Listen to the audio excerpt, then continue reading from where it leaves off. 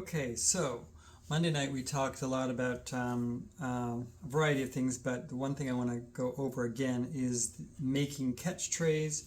And then catch trays are the way I make them. It's very similar to making lids. So for Ava's benefit, I'm going to go over making lids. She couldn't make it to class, so we're going to go over that now. So for making catch trays, there are really two different styles. One where you make the catch tray or the riser separate from the catch tray, and then you put this on the piece, and then you have the catch tray here. It's separate. A lot of people like that. There are benefits to doing it this way.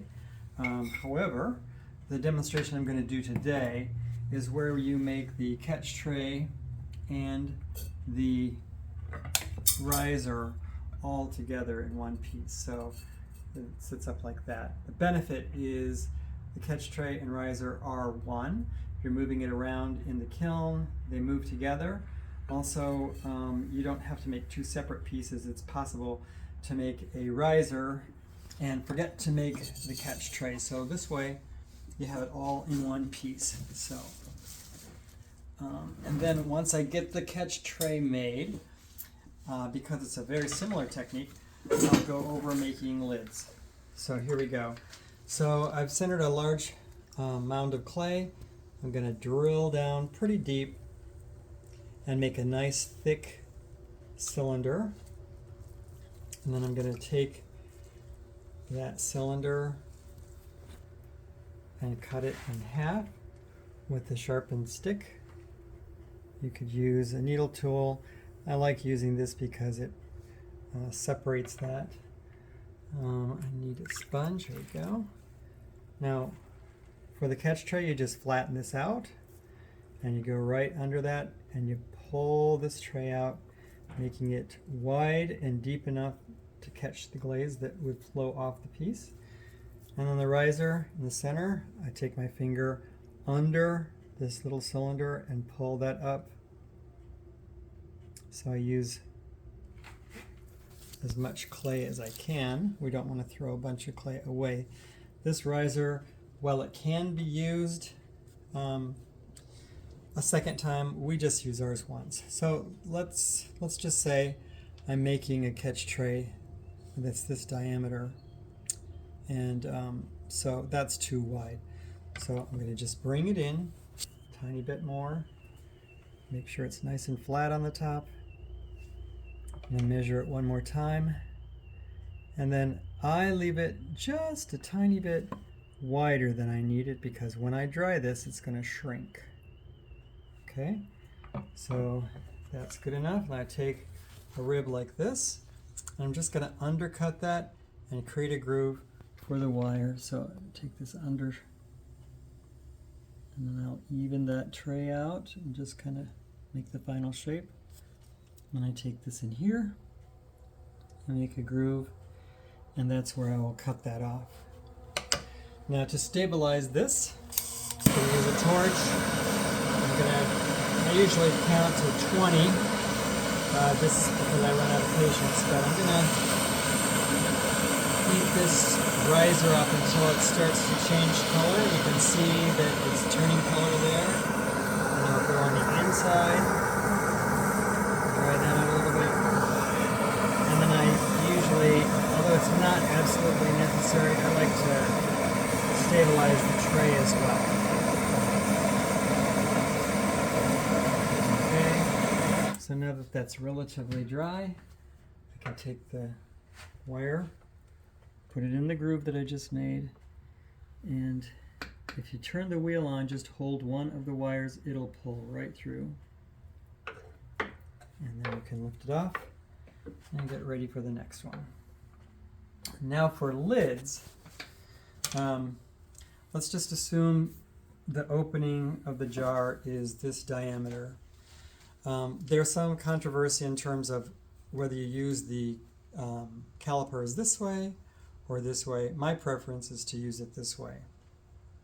So I'm going to take, this is the inside dimension. I want the flange of the lid to fit down inside that so that the lid doesn't slide around, and I'll make a nice flange and then a rim on that lid. So the finished piece looks kind of like this right here. So I'm making, this is kind of like a catch tray, but it doesn't come up, it just flat out.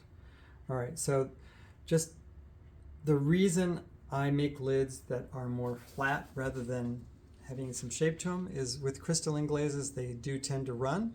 So if this lid was coming down like this, the glaze would just flow down and drip onto the piece. But because it's nice and flat, the glaze just hangs there. It doesn't flow down. That's why I'm able to get a nice clean glaze line, and it doesn't run down.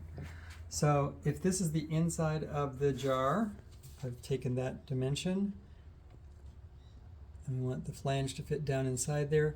Now this is the dimension that the inside of the flange needs to be. So I'm going to first center this up here, and then I like to bring up just a little bit of clay and indicate how much clay I'm going to be using for the lid. And I just push this down. I'm making the inside of the lid, and I like to have a nice dome. So, and then because this is on a hump, if I don't push clay down into the center, it's likely that this lid is going to crack right there. Okay, so you can double check where the flange is. See, the flange needs to be that small. So I'm just going to stand this up and make kind of a cylinder out of it. And you do the same thing where you cut this in half.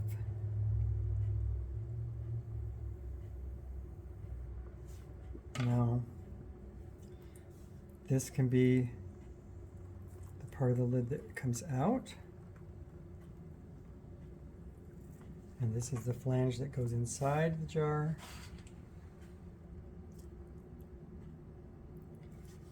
And just double check this. Okay, so that's pretty close. And I use, actually the one that I use is a little different than this, but I use a tool like this, but you see that this has a rounded corner. You really want something that's more like this, that has a sharp corner, because I'm going to make that place where the lid is going to rest. So I'm going to put this right in here. Now see that there's a nice right angle corner there. Let's just check that. Okay, now that's too wide. It would not fit, so I'm going to just push it in just a little bit.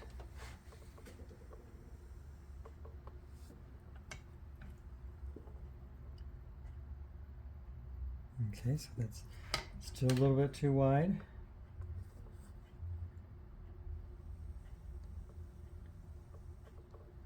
All right, so that should be just fine. Yep, that's good.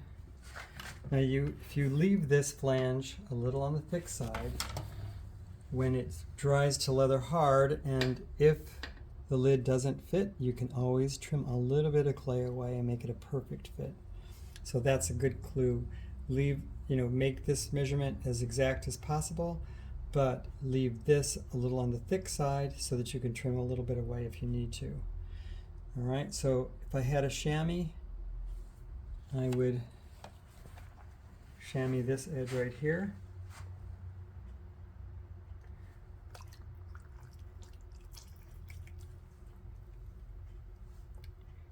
Right here. Make that nice and round. You don't want this edge to be thin, so the chamois can help round that and thicken up a little bit. I do like to clean this up, so I'm going to take the same thing here.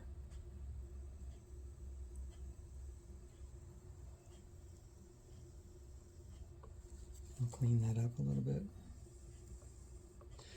All right, now the last thing is I need to take this lid off, and before I dry it, actually I'm going to dry a little bit first.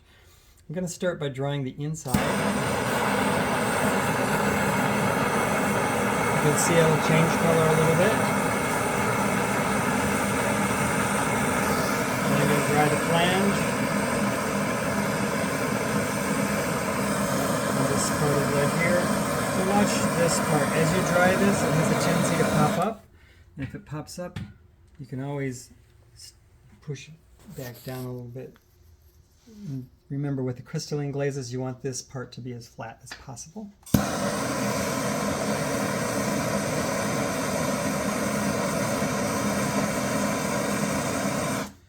Now, if you take a side look at this, I'm going to cut this off. And remember, there's a dome to this lid, so a dome shape to it. I'm going to cut under it and almost completely cut it off. Okay, so there's the lid. And I can take my little wire and just cut off that small remaining portion. And I am ready to make the next lid. Now, on the underside, you'll notice there's a lot of extra clay there. When I turn it over, then I'll be trimming, and I'll trim it to kind of what you see here with that little ledge. So this is just my style. You could trim it nice and smooth, or I've got this little hiccup here, and that enables me to put two contrasting glazes, and the two contrasting glazes will not blend together because that ledge keeps the glaze from flowing. So that is that, and the next demo I am going to do, I'm going to be focusing on throwing a piece with an tall skinny neck. So stay tuned.